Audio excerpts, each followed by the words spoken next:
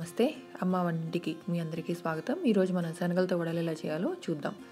ముందుగా దీనికి కావాల్సిన పదార్థాలు: నానబెట్టిన శనగలు 1 కప్పు, 2 స్పూన్ల శనగపిండి, సన్నగా తరిగిన ఉల్లిపాయలు 1 కప్పు, కరివేపాకు, కొత్తిమీర, సన్నగా తరిగిన పచ్చిమిరపకాయలు, ఉప్పు, డీప్ ఫ్రైకి తగినంత నూనె. ముందుగా నానబెట్టిన శనగల్ని మిక్సీలో వేసి తగినంత ఉప్పు చేర్చి బరకగా గ్రైండ్ చేసుకోవాలి. ఇప్పుడు ఈ మిశ్రమాన్ని ఒక బౌల్లో తీసుకొని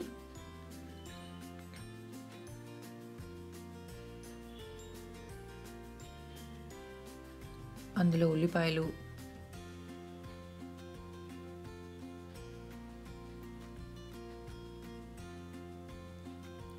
శనగపిండి,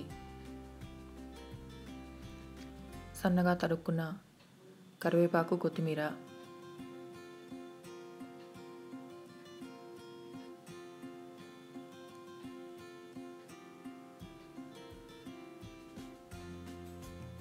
పచ్చిమిరపకాయ ముక్కలు వేసి వడల పిండిలా కలుపుకోవాలి.